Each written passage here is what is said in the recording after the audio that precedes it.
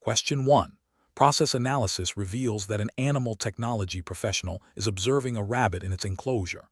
The rabbit is initially alert and responsive, but then begins to exhibit a slightly hunched posture. Its ears are held back against its head, and it is intermittently thumping its hind leg. Which of the following represents the most appropriate initial assessment and response based on the observed indicators? Option A. Immediately administer a sedative to the rabbit to calm it down, as the thumping indicates it is highly agitated. Option B. Assume the rabbit is simply settling down and is not experiencing any distress, as it is not actively trying to escape or vocalizing loudly. Option C. Interpret the thumping as a sign of playfulness and the hunched posture as normal resting behavior, therefore no intervention is required. Option D. Recognize these signs as potential indicators of stress or anxiety, and consider modifying the environment or handling to reduce potential stressors. The correct answer is D. Recognize these signs as potential indicators of stress or anxiety, and consider modifying the environment or handling to reduce potential stressors. Explanation. Scenario analysis. This scenario is professionally challenging because accurately identifying subtle stress and anxiety indicators in animals requires keen observation, a thorough understanding of animal behavior, and the ability to differentiate between normal behaviors and those indicative of distress. The Certificate Roman III in Animal Technology curriculum emphasizes the importance of animal welfare, which directly relates to recognizing and responding to signs of suffering. Failure to do so can lead to prolonged distress for the animal, potential health complications, and breaches of animal welfare legislation. The technician must make a judgment call based on observable signs, often without direct verbal communication from the animal. Correct approach analysis. The correct approach involves a systematic and comprehensive assessment of the animal's behavior, posture, vocalization, and physiological signs. This aligns with the principles of animal welfare taught in the Certificate Roman III in Animal Technology, which stress the need for proactive identification of distress. Specifically, it requires observing a combination of indicators rather than relying on a single sign. For example, a hunched posture combined with piloerection and a tucked tail in a dog, or a cat exhibiting flattened ears, dilated pupils, and a tense body, are strong indicators of anxiety. This approach is best professional practice because it is evidence-based, prioritizes the animal's well-being, and allows for timely intervention, such as adjusting handling techniques, providing a calmer environment, or seeking veterinary advice, all of which are core responsibilities for an animal technology professional. This aligns with the general duty of care expected under Australian animal welfare legislation, which mandates that animals be provided with adequate care and treatment to prevent unnecessary suffering. Incorrect approaches analysis. One incorrect approach is to dismiss subtle behavioral changes as normal variations without further investigation. This fails to meet the duty of care expected under the Certificate Roman III in Animal Technology and relevant Australian animal welfare laws. It represents a failure to observe and interpret critical indicators of distress, potentially leading to the animal suffering unnecessarily. Another incorrect approach is to focus solely on overt, dramatic signs of distress, such as aggression or extreme vocalization, while overlooking less obvious but equally significant indicators like avoidance behavior, excessive grooming, or changes in appetite. This demonstrates a lack of comprehensive understanding of animal ethology and a failure to apply the observational skills expected of a qualified animal technology professional. A third incorrect approach is to assume that an animal is not stressed simply because it is not exhibiting obvious signs of fear or aggression. This overlooks the possibility of learned helplessness or stoic responses to stress, which can still indicate underlying discomfort and require attention. Ethically, this approach prioritizes convenience over the animal's welfare. Professional reasoning. Professionals in animal technology should employ a decision-making framework that begins with a baseline understanding of the species-specific normal behavior. When observing an animal, they should systematically assess multiple behavioral and physiological indicators. If a deviation from the baseline is noted, especially if multiple indicators of stress or anxiety are present, the professional should then consider the context of the situation, e.g., recent handling, environmental changes, presence of other animals. The next step is to implement appropriate interventions, which may include modifying handling, providing a more secure environment, or consulting with a veterinarian. This iterative process of observation, assessment, intervention, and reassessment ensures that animal welfare is continuously monitored and maintained at the highest possible standard, in accordance with the ethical and regulatory requirements of their qualification. Question 2. The efficiency study reveals that a new facility is experiencing a higher than expected incidence of common preventable diseases among its animal population. Considering the Australian regulatory framework for animal care and the Certificate Roman III in Animal Technology curriculum, which of the following actions best addresses the potential shortcomings in the facility's vaccination protocols and schedules? Option A. Administer a broad-spectrum antibiotic to all animals as a preventative measure, as this is often a quick solution for general health concerns. Option B. Implement a vaccination schedule based on common practices observed in overseas animal care facilities, assuming these protocols are generally effective. Option C. Rely on the personal experience of senior staff members to determine the most suitable vaccination schedule, as they have a long history of working with animals. Option D. Review and update the facility's vaccination protocols to strictly align with the current Australian animal welfare standards and guidelines, and consult with a veterinarian to ensure vaccine selection and scheduling are appropriate for the specific species and their disease risks in Australia. The correct answer is D. Review and update the facility's vaccination protocols to strictly align with the current Australian animal welfare standards and guidelines, and consult with a veterinarian to ensure vaccine selection and scheduling are appropriate for the specific species and their disease risks in Australia. Explanation. Scenario analysis.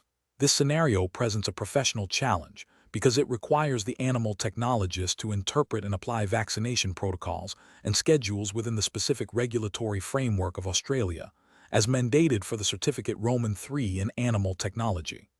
Deviating from established protocols can have significant consequences for animal health, welfare, and legal compliance. The challenge lies in understanding the nuances of the Australian animal welfare standards and guidelines, and how they inform best practice in vaccination administration. Correct approach analysis.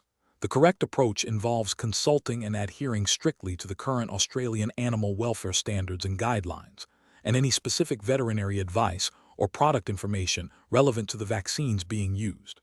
This ensures that vaccination protocols are implemented in a manner that is legally compliant, ethically sound, and prioritizes the health and welfare of the animals. It reflects best professional practice by demonstrating a commitment to evidence-based procedures and regulatory adherence, minimizing the risk of disease transmission, and ensuring the efficacy of the vaccination program. Incorrect approaches analysis. One incorrect approach would be to rely on outdated vaccination schedules or protocols from a different jurisdiction. This is a regulatory failure, as it directly contravenes the requirement to follow Australian standards. Ethically, it compromises animal welfare by potentially leaving them inadequately protected against diseases prevalent in Australia, or by administering vaccines at inappropriate times, leading to reduced efficacy or adverse reactions. Another incorrect approach would be to administer vaccines based on anecdotal evidence or the practices of other facilities, without verifying their compliance with Australian regulations. This is both a regulatory and ethical failure. It is a regulatory failure because it bypasses the established legal framework for animal health management. Ethically, it demonstrates a lack of due diligence and a disregard for the welfare of the animals under care, potentially exposing them to unnecessary risks.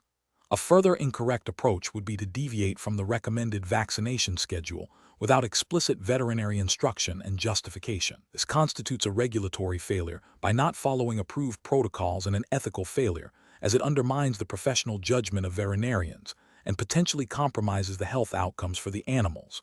Professional reasoning. Professionals in animal technology should adopt a systematic decision-making process when faced with vaccination protocol implementation.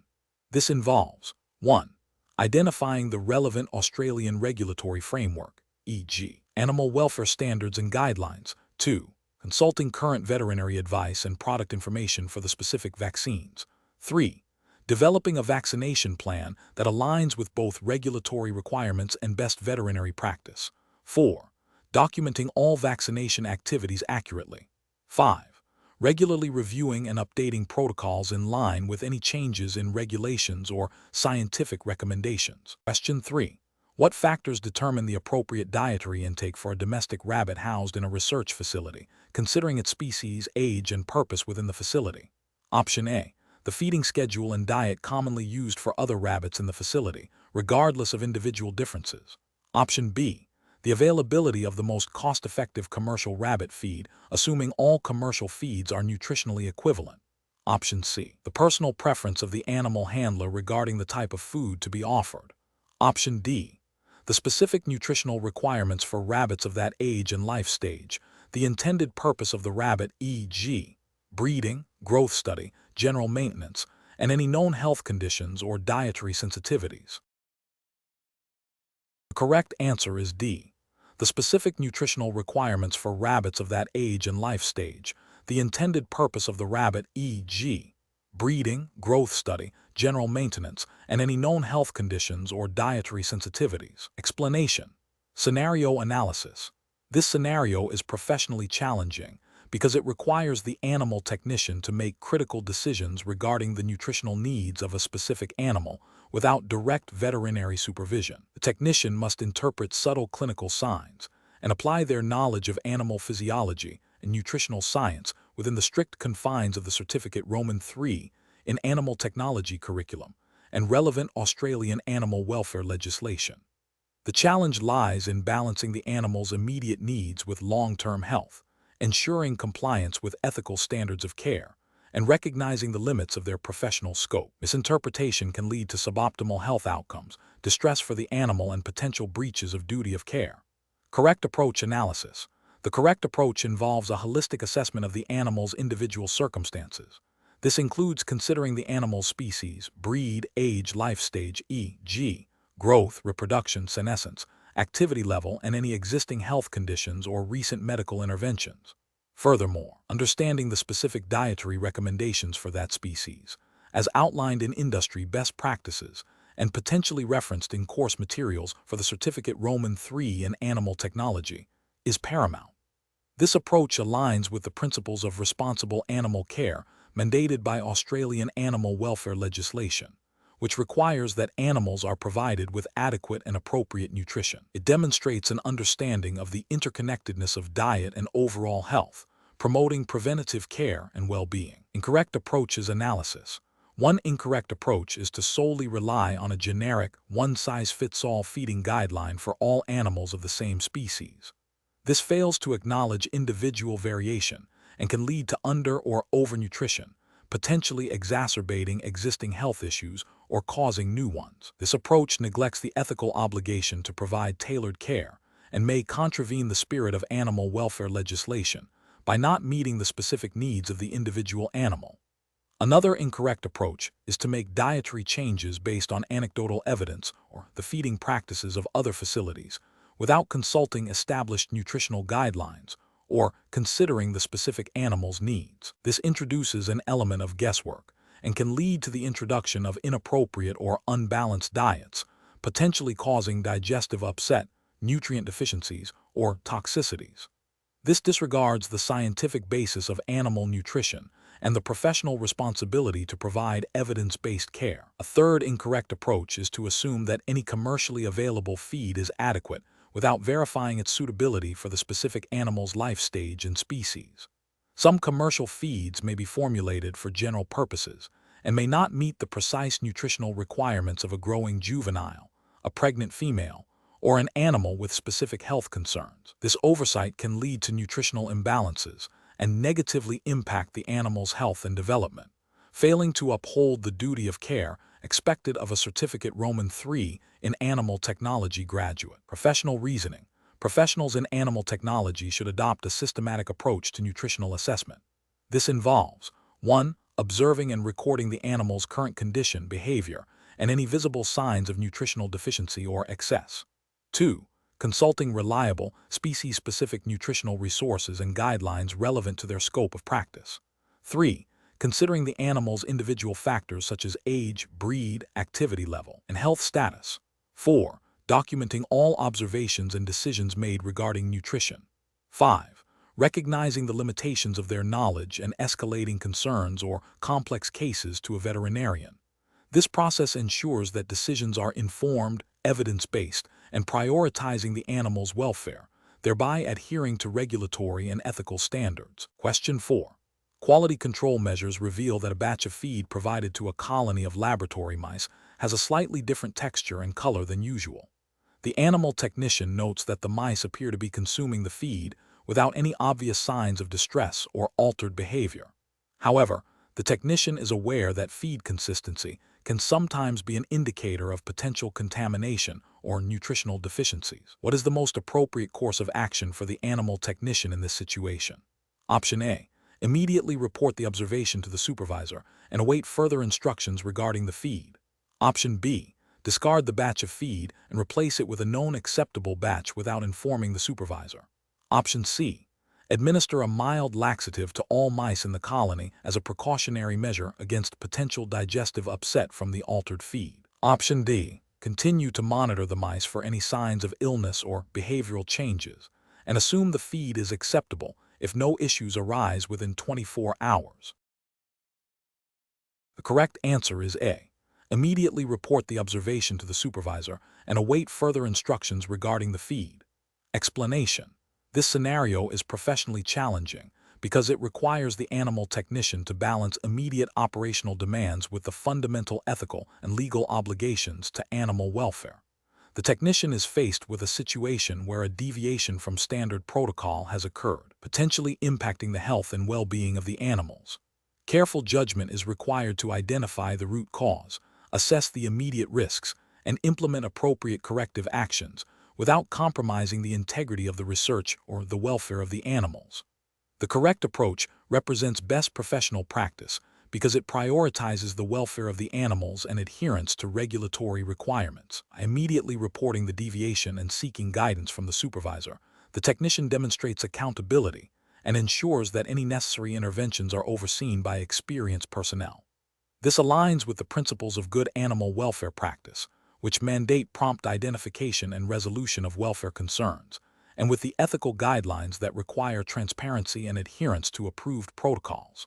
The Australian regulatory framework, such as the Australian Code for the Care and Use of Animals for Scientific Purposes, the Code, emphasizes the responsibility of all personnel involved in animal care to report any adverse events or deviations that could impact animal welfare.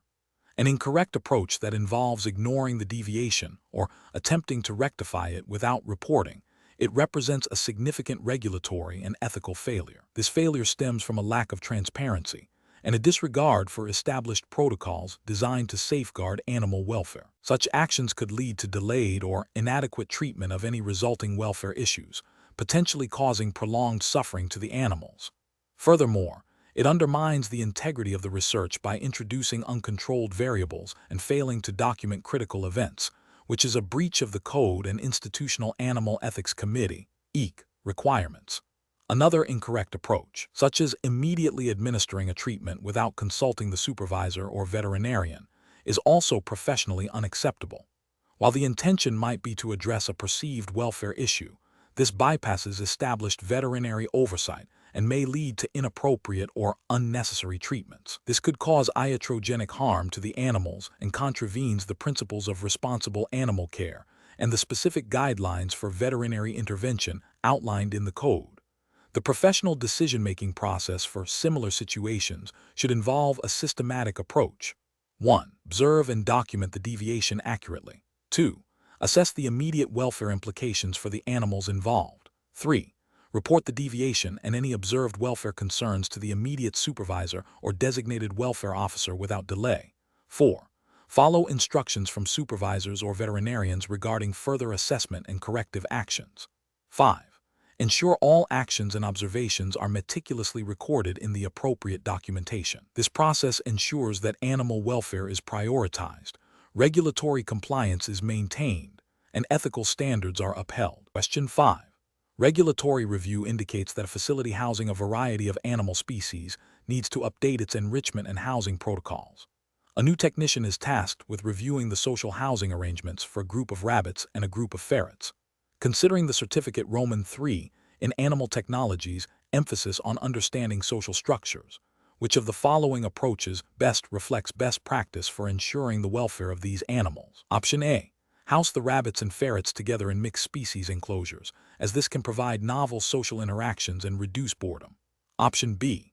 House all rabbits together in a large communal enclosure and all ferrets together in another large communal enclosure, assuming that as mammals, they will naturally form a cohesive group. Option C. Separate all rabbits and ferrets into individual enclosures to prevent any potential for conflict, as this is the safest way to manage social dynamics. Option D. Observe the rabbits and ferrets for signs of aggression or stress, and adjust group sizes or individual pairings as needed to maintain a stable social environment, ensuring adequate space and resources for each species. Correct answer is D.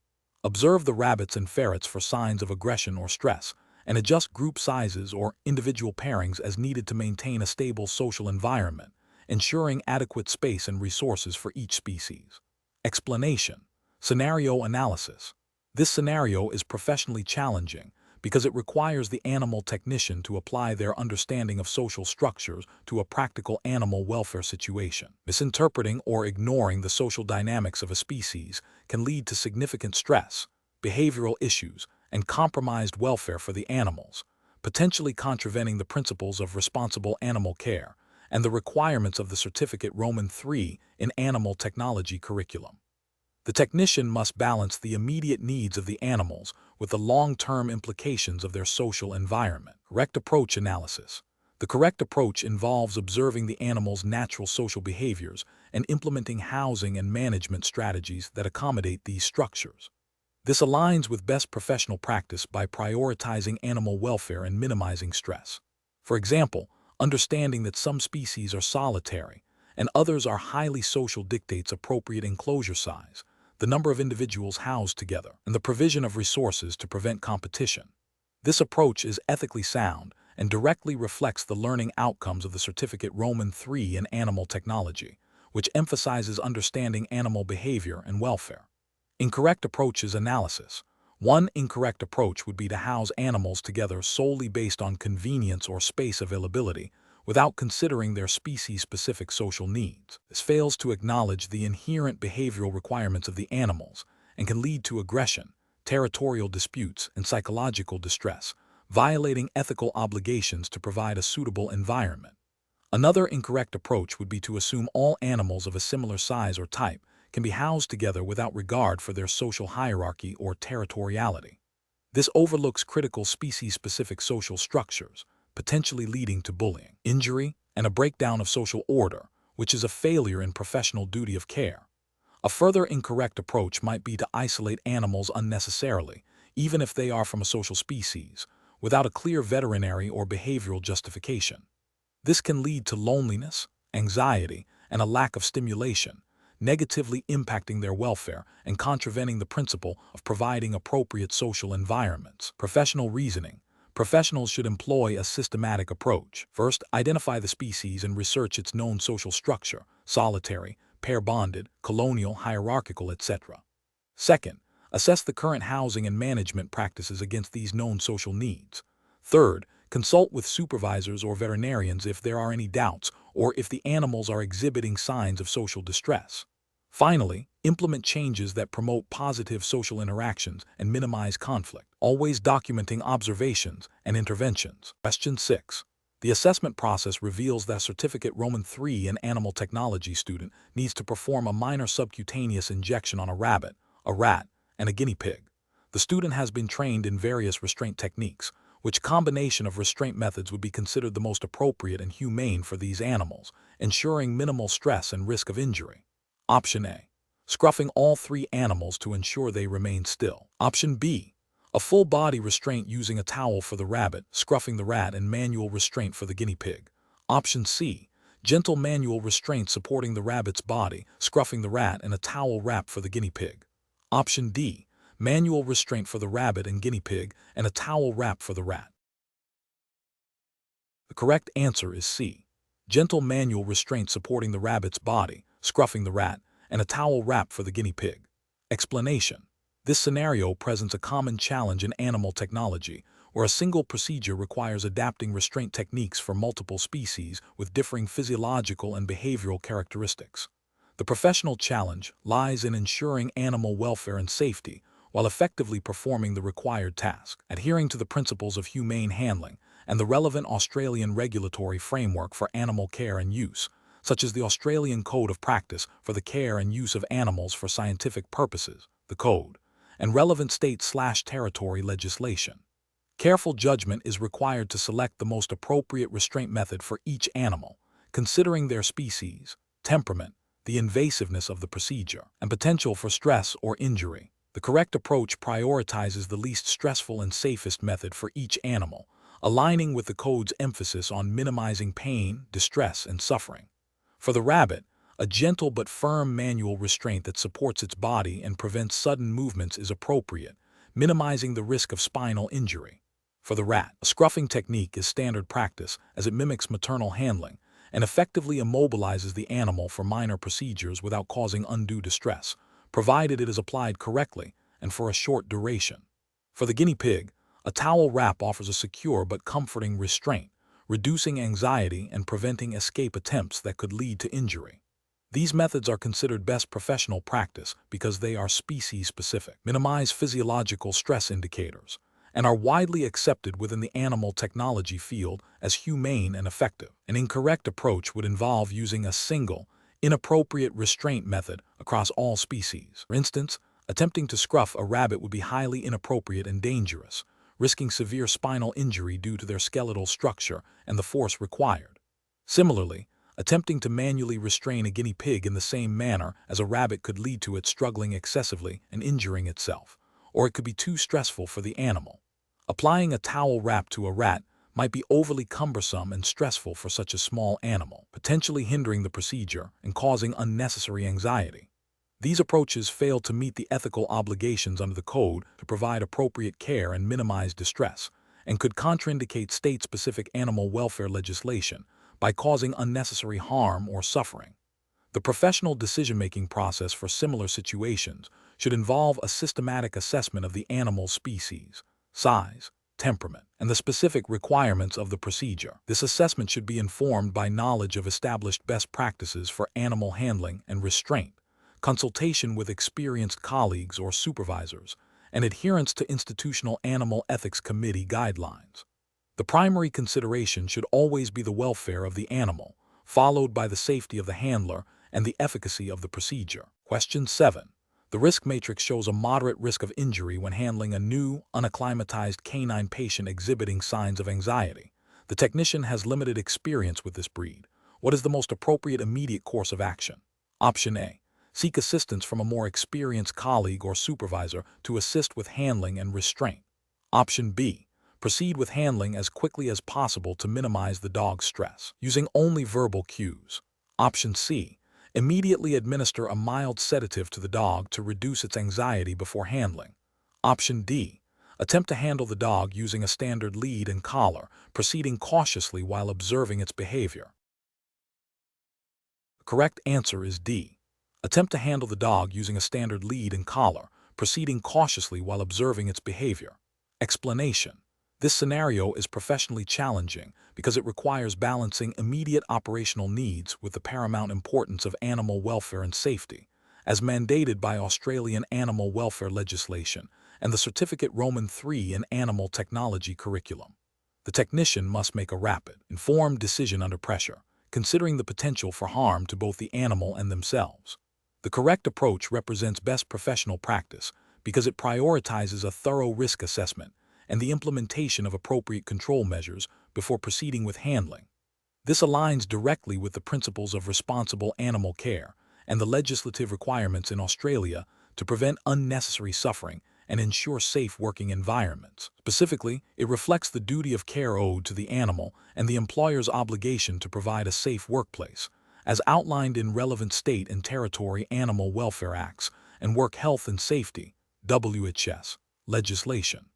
This approach demonstrates a commitment to evidence-based practice and a proactive stance on animal welfare. An incorrect approach that involves proceeding with handling without adequate assessment or restraint would be a direct failure of the duty of care owed to the animal, potentially leading to injury or distress, which contravenes animal welfare legislation. It also represents a failure to adhere to WHS requirements by not adequately assessing and mitigating risks, potentially endangering the handler.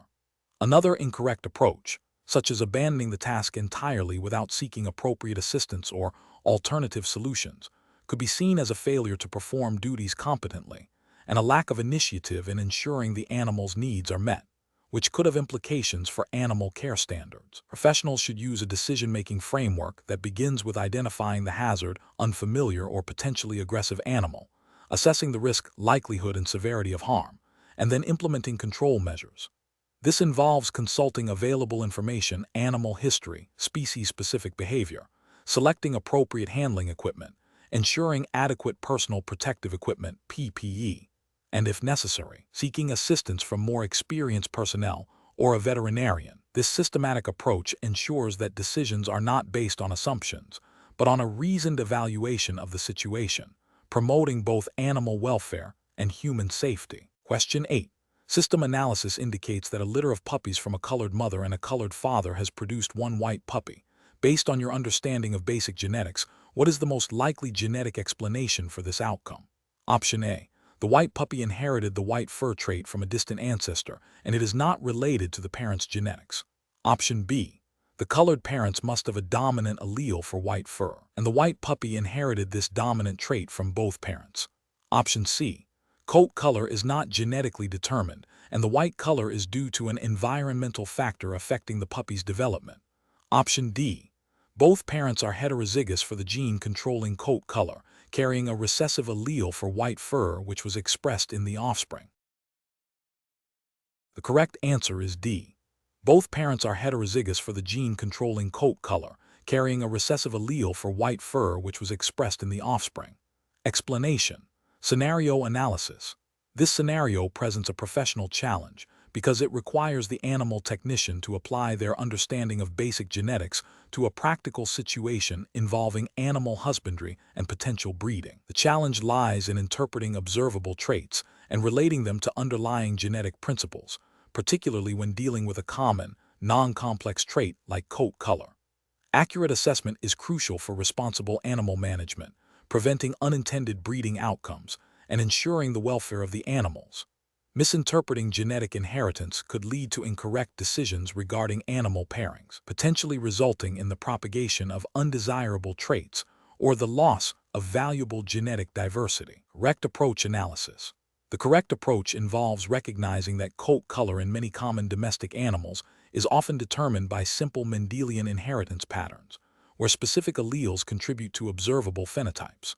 By understanding that a recessive allele for white fur is masked by a dominant allele for colored fur, the technician can deduce the genotypes of the parents and predict the probability of offspring inheriting specific traits. This aligns with the principles of animal husbandry and responsible breeding practices, which are implicitly guided by the need to understand and manage animal genetics to maintain healthy populations and achieve desired outcomes.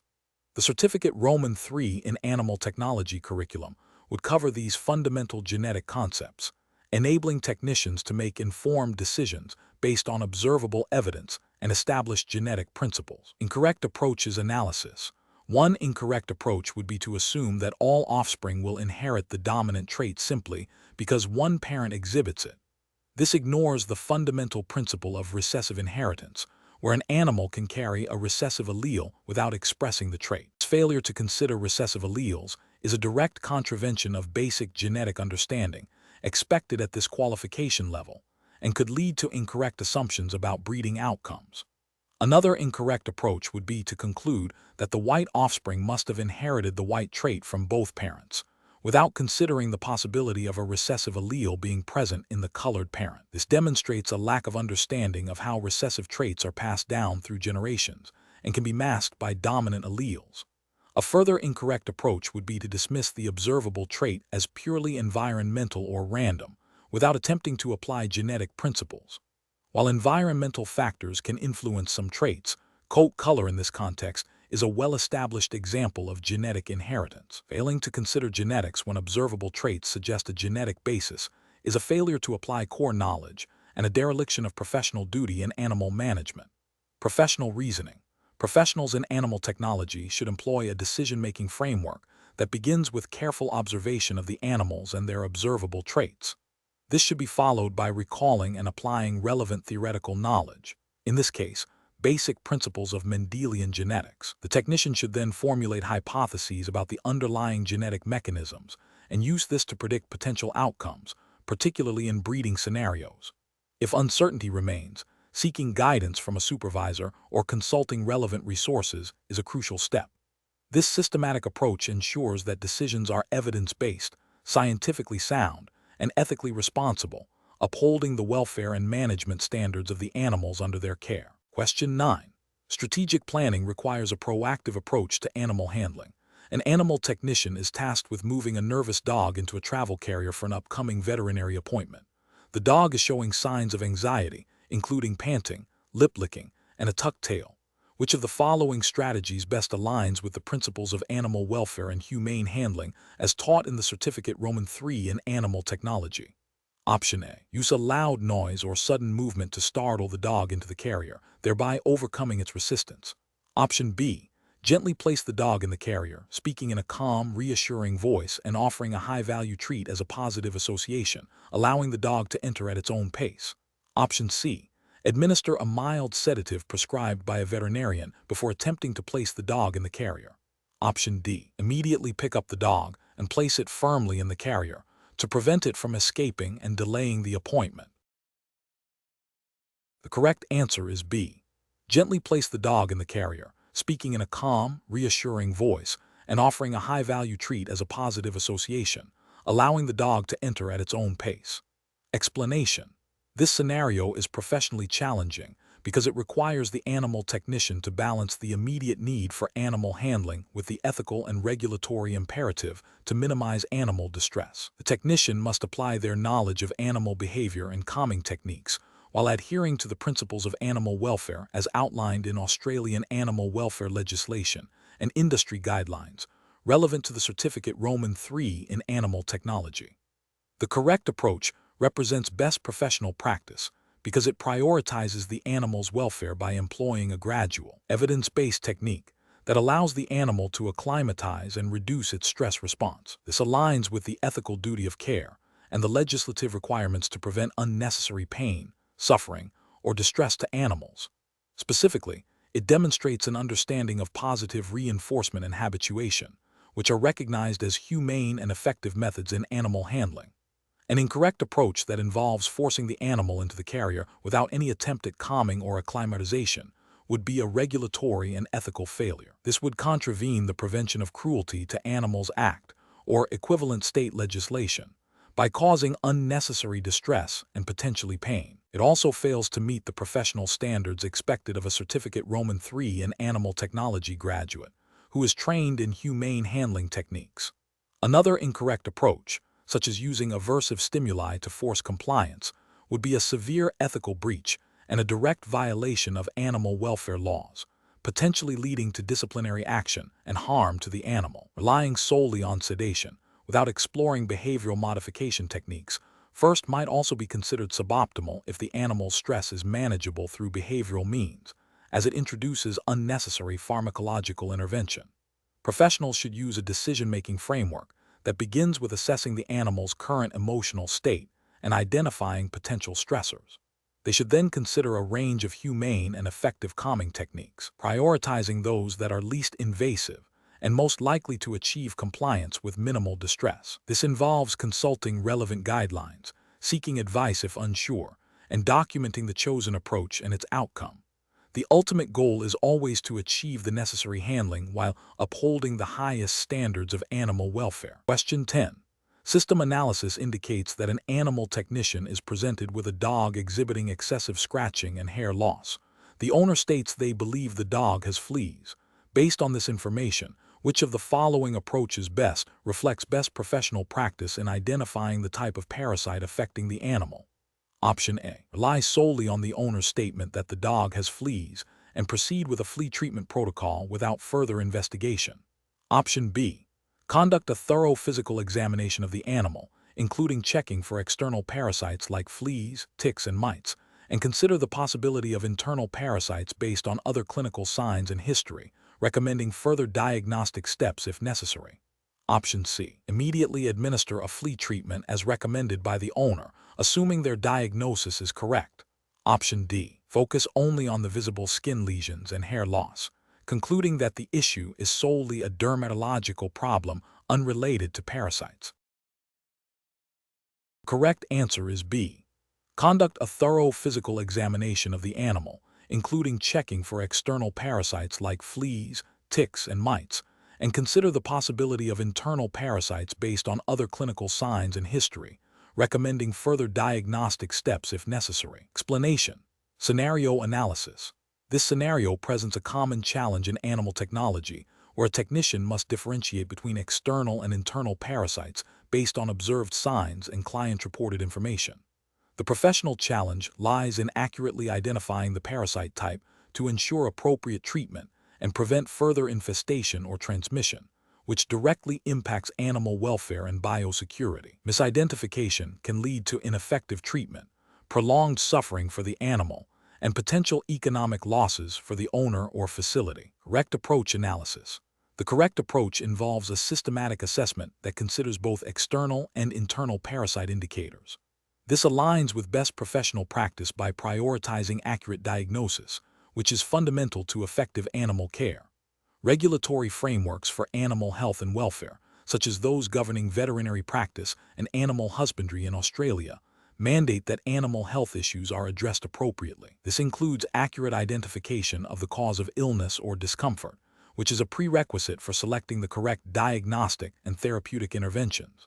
Ethical considerations also demand that animals receive appropriate care, which starts with correct identification of their ailments. Incorrect approaches analysis. One incorrect approach focuses solely on visible signs like itching or skin lesions. This is professionally unacceptable because many internal parasites can cause generalized symptoms that mimic external infestations, or may not present with obvious external signs. Relying only on external indicators risks misdiagnosing the parasite type, leading to incorrect treatment protocols that are ineffective against internal parasites and may even be harmful. This failure to conduct a comprehensive assessment breaches the duty of care owed to the animal and potentially contravenes guidelines on responsible animal management. Another incorrect approach relies exclusively on the client's assumption about the parasite type without independent verification. This is ethically and professionally flawed, as clients may lack the expertise to accurately identify parasites. Accepting a client's assumption without further investigation can lead to inappropriate treatment, delaying effective care, and potentially exacerbating the animal's condition. This approach neglects the professional responsibility to apply scientific knowledge and diagnostic skills, which is a cornerstone of animal technology practice and is implicitly or explicitly required by animal welfare legislation. A third incorrect approach involves administering a broad-spectrum antiparasitic treatment without a confirmed diagnosis. While seemingly efficient, this is professionally risky and can be ethically problematic. It may lead to unnecessary exposure of the animal to medication, potential development of parasite resistance, and failure to address the specific needs of the animal if the assumed parasite is not the primary issue. Regulatory guidelines often encourage targeted treatment based on diagnosis to promote responsible use of veterinary medicines and minimize environmental impact. Professional reasoning. Professionals should adopt a systematic diagnostic approach.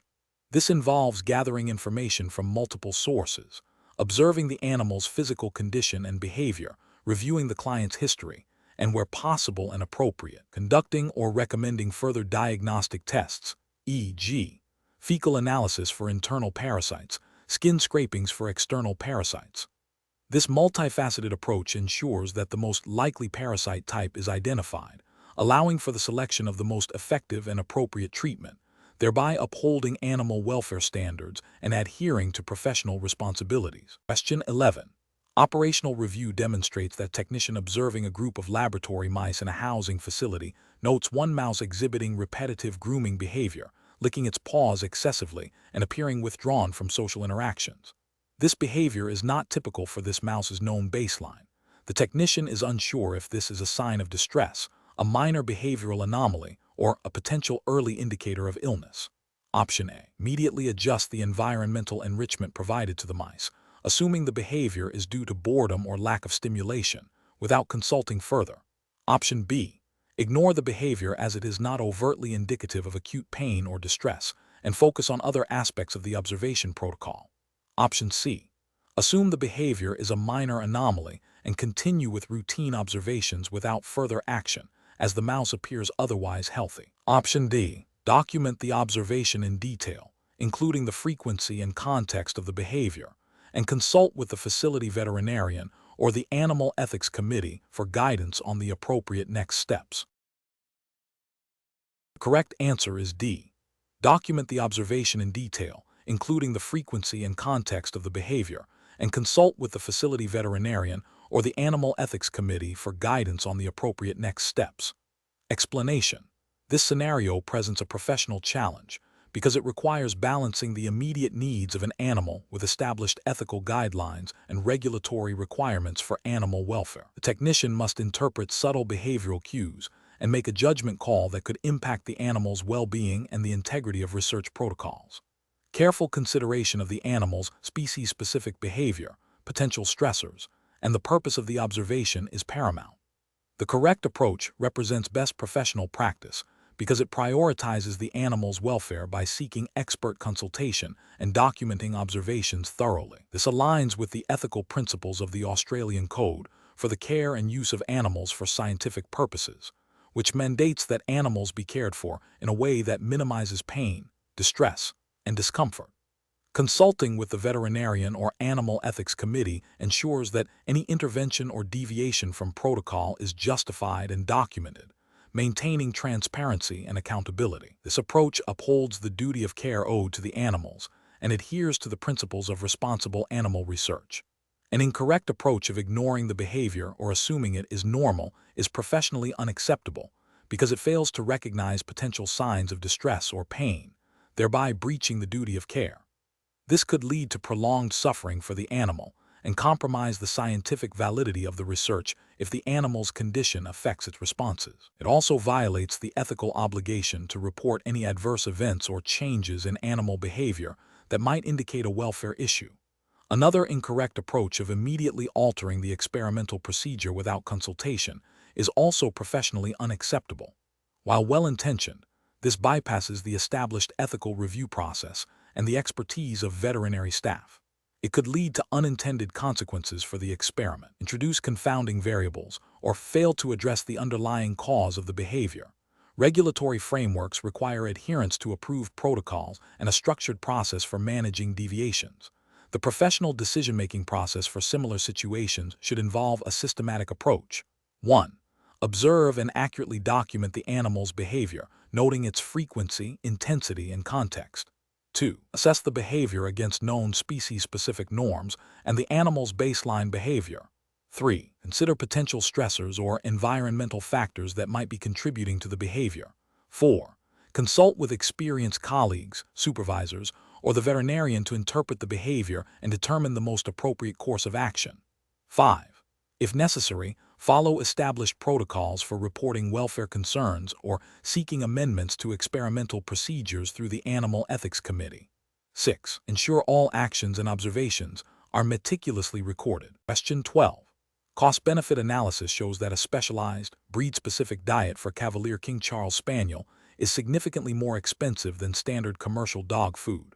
However, Cavalier King Charles Spaniels are predisposed to certain health conditions, such as mitral valve disease and syringomyelia, which can be influenced by diet. Considering the Certificate Roman III in Animal Technology curriculum and Australian Animal Welfare Guidelines, what is the most appropriate approach for an animal technician when advising on the dietary needs of this breed? Option A. Recommend the cheapest available commercial dog food, as cost-effectiveness is a primary consideration for most owners. Option B. Recommend a standard high-quality commercial dog food, as it is generally suitable for most dogs and less expensive than specialized options. Option C. Recommend a raw food diet, as it is often perceived as more natural and can be tailored to individual needs. Option D. Recommend the specialized, breed-specific diet, explaining how it may help mitigate the risk of certain breed-specific health issues and support overall long-term health, even with the higher initial cost. The correct answer is D. Recommend the specialized, breed-specific diet, explaining how it may help mitigate the risk of certain breed-specific health issues and support overall long-term health, even with a higher initial cost. Explanation. Scenario analysis.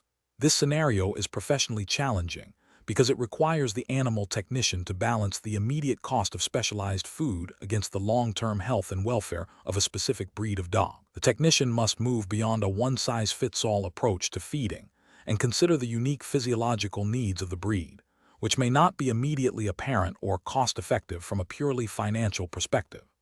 This necessitates a deep understanding of breed-specific nutritional requirements and potential health risks associated with incorrect diets, aligning with the principles of responsible animal care, mandated by the Certificate Roman III in Animal Technology Curriculum. Correct approach analysis. The correct approach represents best professional practice because it prioritizes the animal's welfare and health outcomes over immediate cost savings. By recommending a specialized diet, the technician is acting in accordance with the ethical duty of care to provide appropriate nutrition, which is a fundamental aspect of animal husbandry. This aligns with the principles of the Australian Regulatory Framework for Animal Welfare, which emphasizes providing animals with adequate and appropriate nutrition to maintain their health and well-being. Proactively addressing potential breed-specific health issues through diet is a preventative measure that can reduce future veterinary costs and improve the animal's quality of life, demonstrating a commitment to holistic animal care. Incorrect approaches analysis. Recommending the cheapest available commercial dog food, regardless of breed, fails to acknowledge the specific nutritional requirements of certain breeds. This approach is ethically problematic as it prioritizes cost over the animal's health and can lead to deficiencies or excesses that contribute to breed-specific health conditions, such as joint problems in large breeds or skin issues in others. This contravenes the duty of care to provide appropriate nutrition. Suggesting a standard, high-quality commercial dog food without considering breed-specific needs is an improvement but still falls short. While generally adequate, it may not address the unique metabolic or physiological differences that some breeds possess, potentially leading to suboptimal health or the exacerbation of predispositions to certain conditions. This demonstrates a lack of proactive, breed-specific care. Advocating for a raw food diet without a thorough understanding of its nutritional completeness and potential risks, e.g., bacterial contamination, nutritional imbalances, for the specific breed is also problematic. While some owners opt for raw diets, their implementation requires expert knowledge to ensure they are balanced and safe, and a blanket recommendation without this expertise can be detrimental. This could lead to nutritional deficiencies or excesses, and pose a zoonotic risk, failing to meet the standard of care expected. Professional reasoning. Professionals should employ a decision-making framework that begins with identifying the animal's species and breed. This is followed by researching breed-specific health predispositions and nutritional requirements. A risk assessment should then be conducted, evaluating the potential health consequences of various dietary options against their cost and practicality. The technician should consult with veterinarians or experienced animal nutritionists when necessary. The ultimate decision should be based on what best promotes the animal's long-term health and welfare, within the constraints of available resources and owner capacity, always adhering to relevant Australian animal welfare legislation and ethical guidelines. Question 13. Governance review demonstrates that, while animal handling procedures are documented, there is a recurring issue with staff consistently identifying and responding to subtle indicators of animal distress during routine procedures. Which of the following approaches best optimizes the process for recognizing and mitigating distress in accordance with Australian animal welfare standards? Option A. Update the standard operating procedures to state that all animals are expected to tolerate handling without complaint, and that any animal exhibiting distress is likely to have an underlying behavioral issue unrelated to the handling itself. Option B. Encourage staff to complete handling procedures as quickly as possible to minimize the duration of potential stress, with the understanding that animals will naturally recover from any temporary discomfort once the procedure is finished. Option C. Advise staff to rely on their intuition and experience to gauge an animal's comfort level, assuming that overt signs of aggression or extreme vocalization are the only indicators of significant distress. Option D. Implement mandatory, Regular training sessions focused on recognizing a broad spectrum of animal body language and vocalizations, coupled with a protocol that requires staff to pause or modify handling techniques immediately upon observing any recognized signs of distress, and to document these observations and interventions. The correct answer is D. Implement mandatory, regular training sessions focused on recognizing a broad spectrum of animal body language and vocalizations, coupled with a protocol that requires staff to pause or modify handling techniques immediately upon observing any recognized signs of distress, and to document these observations and interventions. Explanation. Scenario analysis. This scenario is professionally challenging because recognizing subtle signs of distress during animal handling requires keen observation, an understanding of animal behavior, and the ability to differentiate normal responses from those indicating discomfort or fear. The challenge lies in the subjective nature of interpreting animal signals and the potential for misinterpretation to lead to harm or compromised welfare. It demands a proactive approach to animal welfare, moving beyond simply performing tasks to actively ensuring the animal's well-being throughout the handling process. Correct approach analysis. The correct approach involves a systematic observation of the animal's body language and vocalizations throughout the handling process, coupled with a willingness to pause or modify the procedure if distress is detected. This aligns with the principles of animal welfare legislation in Australia, such as the Prevention of Cruelty to Animals Act (POCTA) in various states, which mandate that persons in charge of animals must take reasonable steps to alleviate suffering.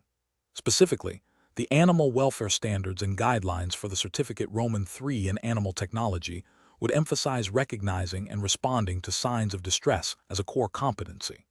This approach prioritizes the animal's immediate welfare, preventing escalation of distress and potential injury, and demonstrates a commitment to ethical handling practices. Incorrect approaches analysis.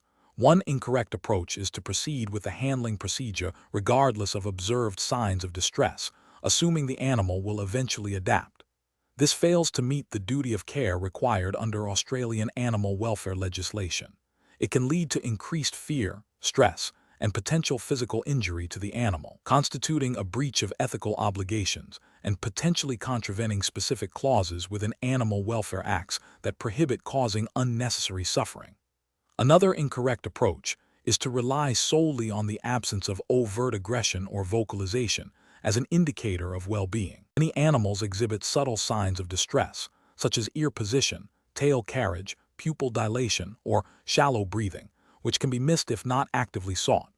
Ignoring these subtle cues means failing to identify and address distress at an early stage, which is a failure in professional observation and a breach of the duty of care to prevent suffering. A further incorrect approach is to attribute the animal's behavior to inherent temperament without considering the context of handling. While temperament plays a role, stress and fear responses during handling are often situational. Failing to consider the handling itself as a potential stressor means missing opportunities to adjust techniques and improve future interactions, which is a failure in process optimization and a disregard for the animal's immediate experience. Professional reasoning. Professionals should adopt a continuous assessment approach to animal handling. This involves 1. Pre-handling assessment, observing the animal's baseline behavior and environment. 2. During handling observation, actively scanning for a range of behavioral cues, body posture, vocalizations, eye contact, breathing patterns, muscle tension. 3. Interpretation, understanding what these cues signify in the context of the specific animal and the handling procedure. 4. Response, being prepared to modify the handling technique, pause the procedure, or seek assistance if distress is identified. 5. Post-handling assessment, observing the animal's recovery and any lingering signs of stress. This systematic and responsive approach ensures that animal welfare is prioritized at all stages, aligning with regulatory requirements and ethical best practices. Question 14. The audit findings indicate that, while basic husbandry needs are being met, the environmental enrichment provided to the laboratory animals is inconsistent and may not be adequately promoting natural behaviors or preventing potential stress. As an animal technologist, what is the most appropriate course of action to address these findings and ensure best practice in animal welfare? Option A. Reduce the frequency of enrichment provision to allocate more resources to essential veterinary care and experimental procedures, as these are the primary focus of the facility. Option B. Rely on the personal experience of senior staff members to determine what constitutes adequate enrichment, as they have observed animals for many years.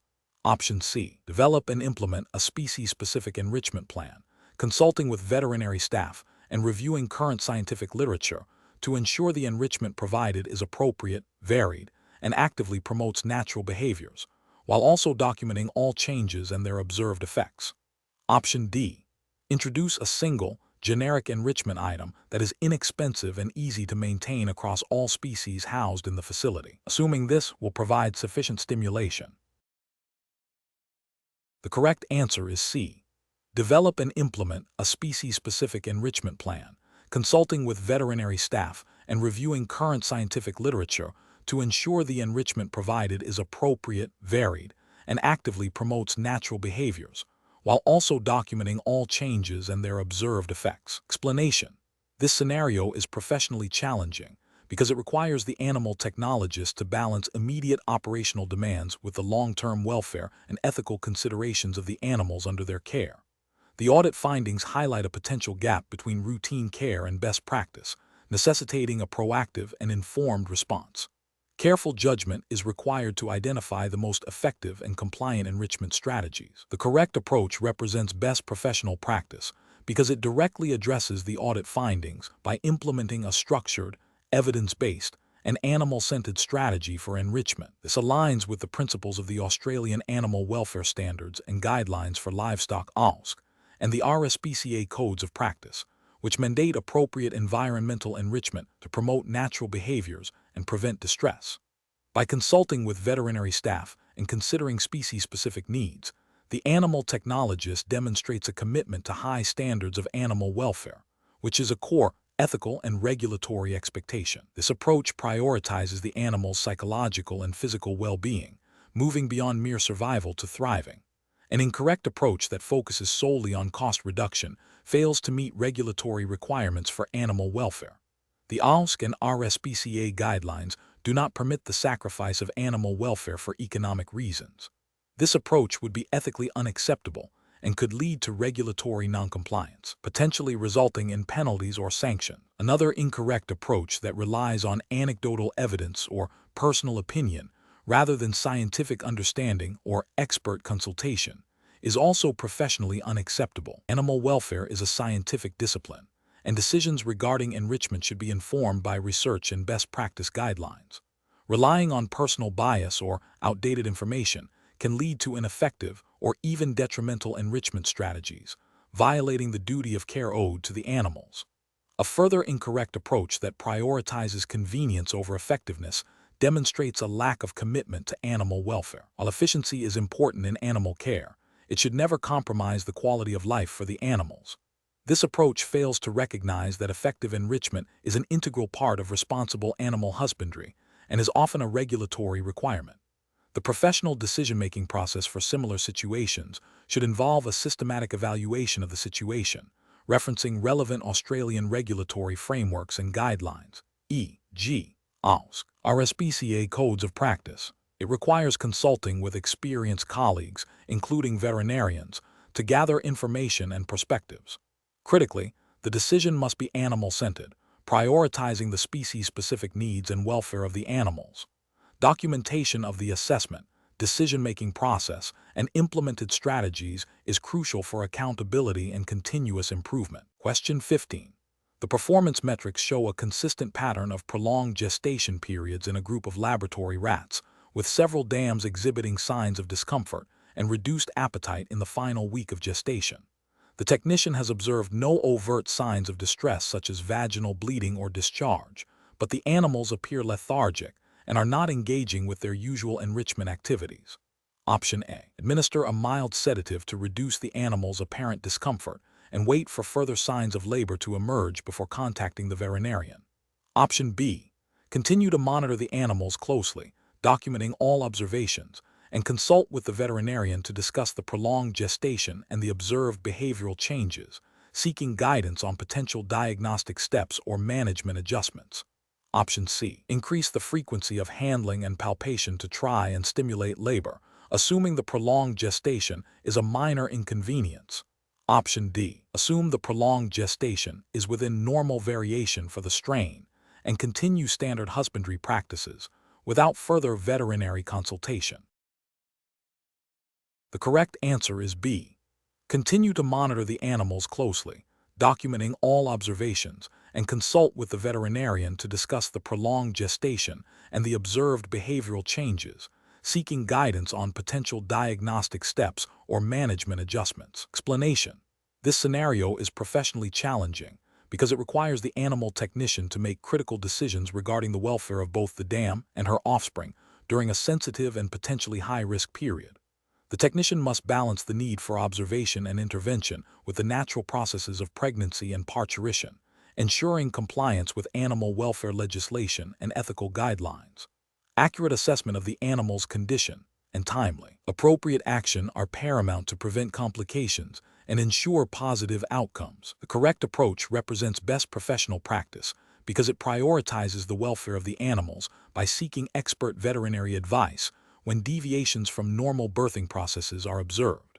This aligns with the principles of responsible animal care and management, as outlined in the Australian Regulatory Framework for Animal Technology.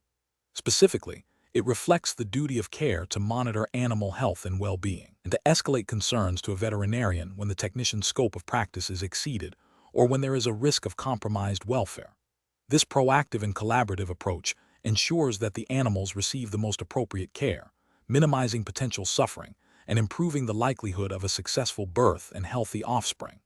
An incorrect approach that involves delaying veterinary consultation until the situation is clearly critical fails to meet the duty of care. This could lead to significant animal suffering, potential loss of life, and breaches of animal welfare legislation, which mandate timely intervention when an animal is in distress or its welfare is compromised.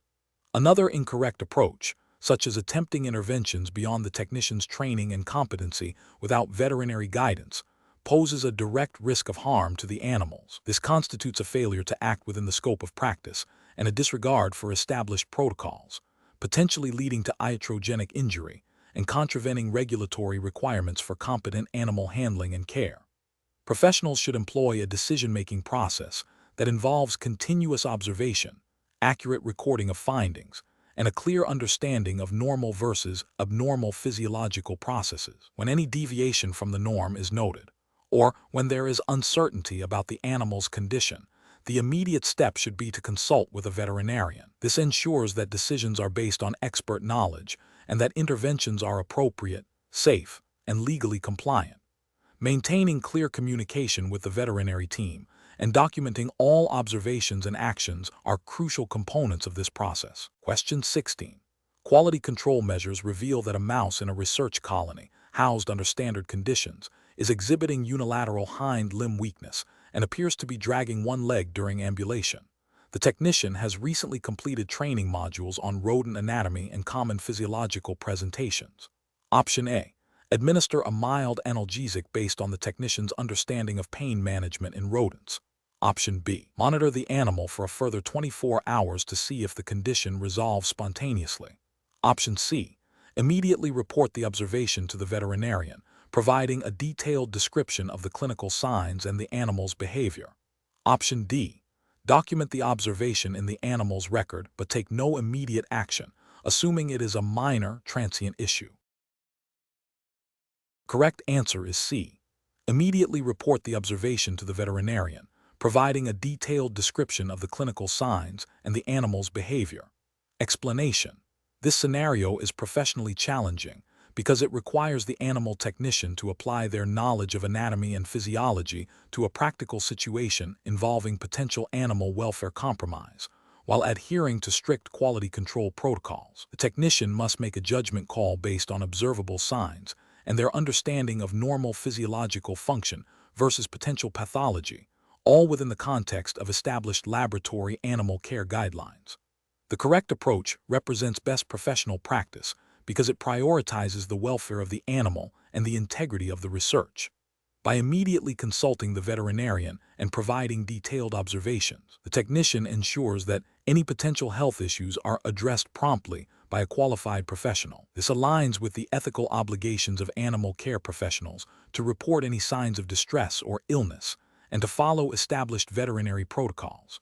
It also upholds the principles of the Australian Code for the Care and Use of Animals for Scientific Purposes, which mandates that animals must be monitored for health and welfare, and that any adverse events must be managed appropriately. An incorrect approach that involves ignoring the observation or assuming it is a minor, self-resolving issue would be a significant regulatory and ethical failure. This would violate the duty of care owed to the animal, potentially leading to prolonged suffering and compromising the scientific validity of the research if the animal's health deteriorates.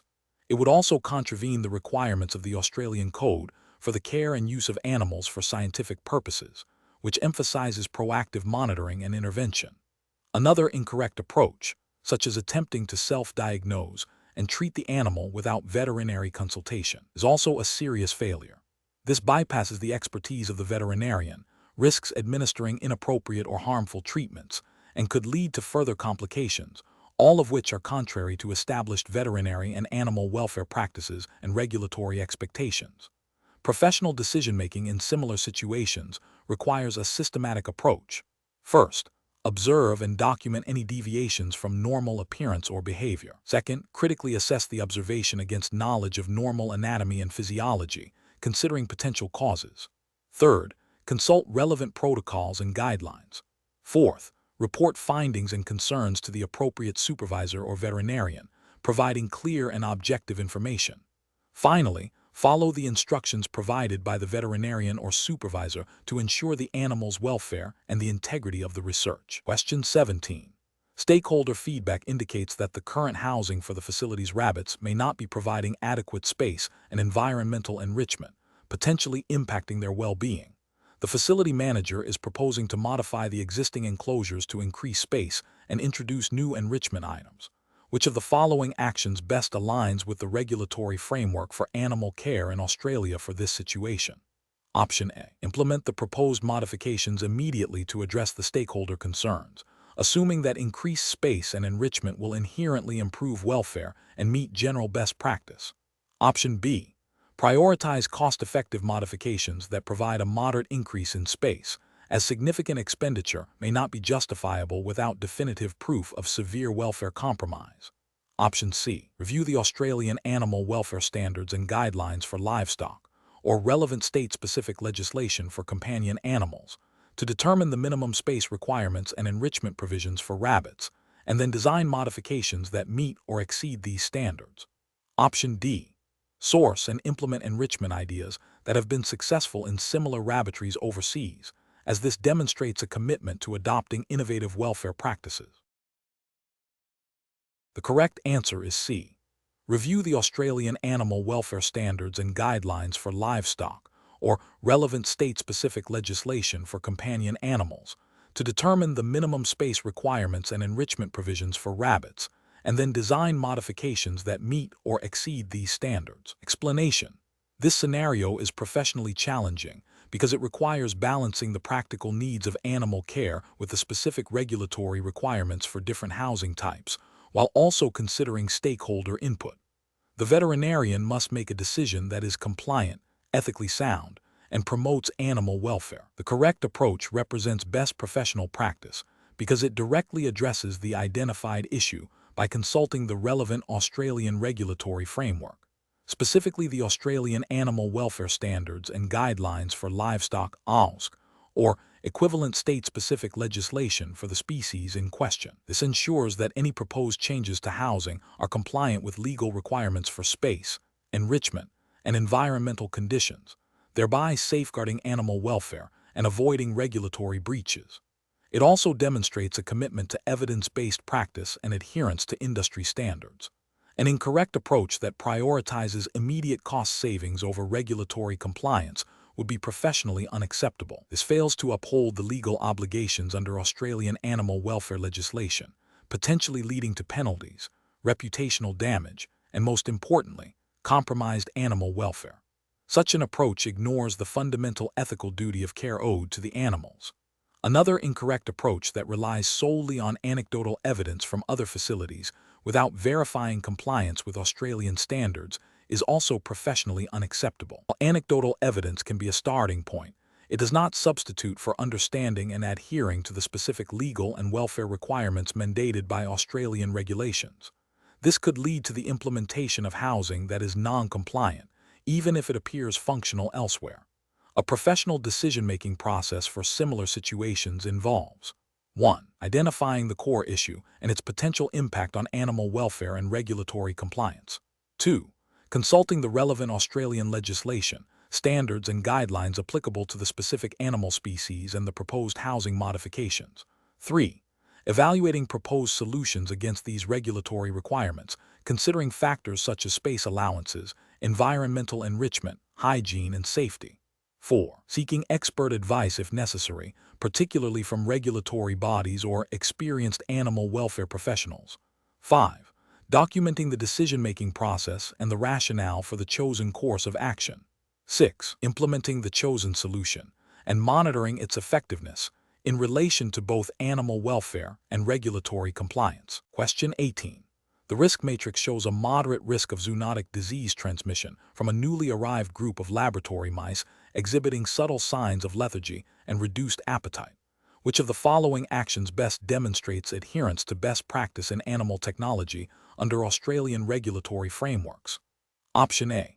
Immediately report the observed signs to the supervising veterinarian and research team, detailing the specific observations and the number of affected animals. Option B. Wait to see if the signs worsen over the next 24 hours before reporting to avoid unnecessary alarm. Option C. Administer a broad-spectrum antibiotic to the entire group of mice to preemptively treat any potential infection. Option D. Isolate the affected mice in a separate cage without notifying any personnel to prevent potential spread. The correct answer is A. Immediately report the observed signs to the supervising veterinarian and research team, detailing the specific observations and the number of affected animals. Explanation. The risk matrix shows a moderate risk of zoonotic disease transmission from a newly arrived group of laboratory mice exhibiting subtle signs of lethargy and reduced appetite. This scenario is professionally challenging because the signs are not overtly dramatic, requiring careful observation and interpretation by an animal technologist.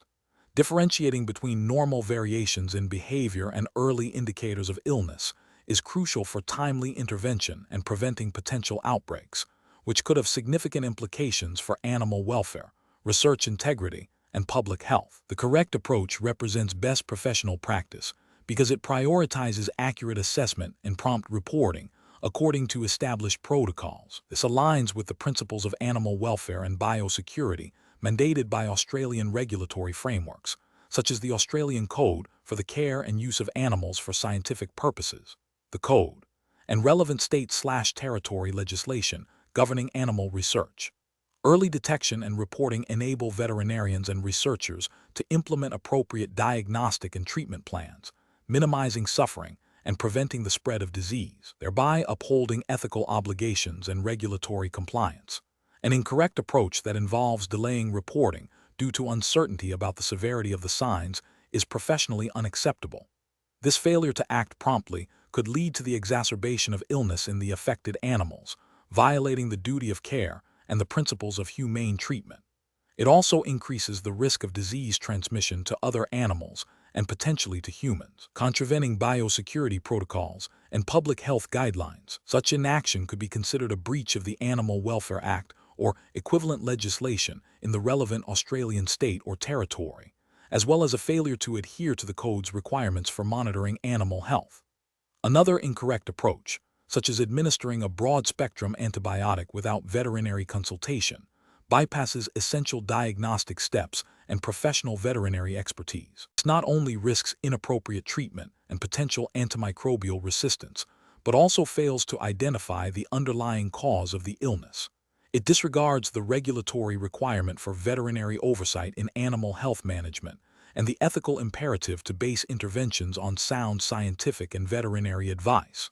Finally, an approach that involves isolating the mice without informing the supervising veterinarian or research team fails to follow established reporting lines and collaborative decision-making processes. While isolation might be a component of disease management, doing so unilaterally and without expert input can lead to suboptimal outcomes and may not address the root cause of the problem. It undermines the structured approach to animal health management expected within a research facility, and could delay the implementation of a comprehensive disease control strategy. The professional decision-making process for similar situations should involve a systematic approach. 1. Observation and documentation. Meticulously observe and record all signs, noting any deviations from normal behavior or appearance. 2. Initial assessment. Based on training and experience, make an initial assessment of the potential significance of the observed signs. 3. Consultation and reporting. Immediately report any concerning observations to the designated supervisor, veterinarian, or research team leader as per facility protocols. 4. Follow instructions. Adhere to the instructions provided by veterinary or research staff regarding further observation, isolation, or treatment. 5. Continuous monitoring. Continue to monitor the animals closely and report any changes in their condition. This process ensures that animal welfare is prioritized, regulatory requirements are met, and effective disease management strategies are implemented in a timely and collaborative manner. Question 19. System analysis indicates that an animal technician is observing a group of laboratory mice exhibiting increased digging and burrowing behaviors within their bedding material, often creating elaborate tunnels. The technician needs to determine the most appropriate course of action to ensure the animal's welfare and maintain a controlled research environment. Which of the following approaches best addresses this situation from a regulatory and ethical perspective within the Australian Animal Technology Framework? Option A. Introduce a novel, complex puzzle feeder to redirect the animal's attention away from bedding manipulation. Option B. Isolate the most active digger to assess for signs of illness or abnormal behavior, as this level of activity might be a welfare concern. Option C. Immediately reduce the amount of bedding to discourage excessive digging, as it may be indicative of stress or an attempt to escape. Option D. Provide additional bedding material and ensure the enclosure design allows for natural burrowing behaviors, as this is a common instinctual behavior for mice. The correct answer is D. Provide additional bedding material and ensure the enclosure design allows for natural burrowing behaviors, as this is a common instinctual behavior for mice. Explanation. Scenario analysis.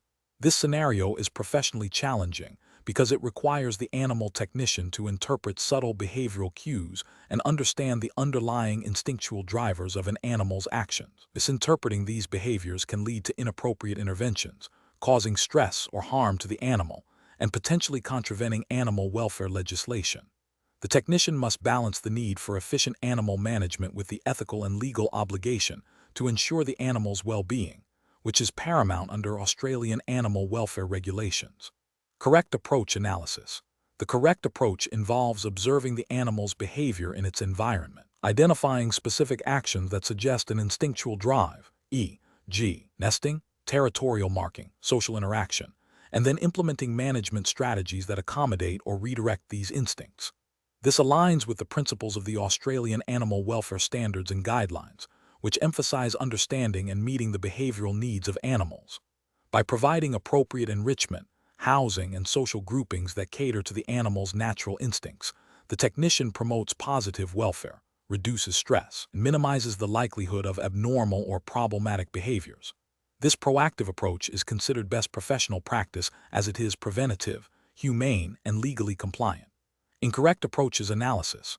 One incorrect approach is to immediately suppress or ignore the observed behavior without understanding its root cause. This could involve administering sedatives or implementing restrictive measures without first assessing if the behavior is a natural instinct. This approach fails to address the animal's underlying needs, potentially leading to chronic stress and welfare issues, which would be a breach of the duty of care under relevant Australian animal welfare legislation. Another incorrect approach is to assume the behavior is a sign of illness or distress, and to immediately isolate the animal or subject it to veterinary examination without considering instinctual drivers. While vigilance for illness is crucial, an overreaction based on a lack of understanding of normal instinctual behavior can cause unnecessary stress and disruption to the animal's social structure or environment, again, contravening the principles of humane animal care and management. A further incorrect approach is to implement a generic enrichment strategy that does not specifically address the observed instinctual behavior. For example, providing a general toy when the animal is exhibiting clear nesting behavior. This demonstrates a superficial understanding and fails to meet the specific behavioral needs of the animal, potentially leading to frustration and continued display of the instinctual behavior in a less desirable manner. This lack of tailored care can be seen as a failure to uphold the standards of animal welfare. Professional reasoning. Professionals should adopt a systematic approach to understanding animal behavior. This involves 1. Observation. Carefully observe the animal's behavior in its natural or typical environment. 2. Identification. Identify specific behaviors and consider potential instinctual drivers, e.g., foraging, social bonding, territoriality, reproduction. 3. Assessment. Evaluate the context of the behavior and its impact on the animal's welfare and the facility's operations. 4. Intervention. Develop and implement interventions that are informed by an understanding of the animal's instincts, prioritizing humane and welfare-enhancing strategies. 5. Review. Continuously monitor the effectiveness of interventions and adjust as necessary, always referring to relevant Australian animal welfare legislation and guidelines. Question 20. Comparative studies suggest that, while overt physical signs are important, a comprehensive assessment of stress and anxiety indicators in animals requires a broader perspective. Considering the regulatory framework for animal care and technology in Australia, which approach best reflects best professional practice for identifying and responding to animal distress? Option A. Prioritizing the observation of subtle behavioral changes, such as altered posture, reduced interaction, or changes in vocalization, alongside physiological indicators and environmental context to form a holistic assessment. Option B. Focusing primarily on obvious physical manifestations like limping, bleeding, or aggressive lunging, as these are the most direct indicators of an animal's discomfort. Option C. Assuming any deviation from an animal's typical daily routine, such as a slight decrease in food intake or a brief period of inactivity, is a definitive sign of significant stress or anxiety. Option D. Waiting for an animal to exhibit extreme signs of distress, such as severe lethargy or panic, before initiating an assessment or intervention. The correct answer is A. Prioritizing the observation of subtle behavioral changes, such as altered posture, reduced interaction, or changes in vocalization, alongside physiological indicators and environmental context to form a holistic assessment. Explanation. Scenario analysis. This scenario is professionally challenging because accurately identifying and interpreting subtle stress and anxiety indicators in animals requires keen observation skills, a thorough understanding of animal behavior, and the ability to differentiate between normal behaviors and those indicative of distress. Misinterpreting these signs can lead to inadequate welfare provision, potential harm to the animal, and non-compliance with animal welfare regulations. The Certificate Roman III in Animal Technology curriculum emphasizes practical skills and knowledge directly applicable to animal care, making the accurate assessment of animal welfare a core competency. Correct approach analysis. The correct approach involves a multifaceted assessment that considers a range of behavioral, physiological, and environmental factors. This aligns with the principles of good animal husbandry and the ethical obligations to ensure animal welfare, as underpinned by Australian animal welfare legislation and industry guidelines relevant to the Certificate Roman III in Animal Technology. Specifically, it requires observing for changes in posture, vocalization, activity levels, and interaction with the environment and other animals. This holistic approach allows for a more accurate diagnosis of stress or anxiety, enabling appropriate interventions to mitigate the animal's distress and improve its welfare.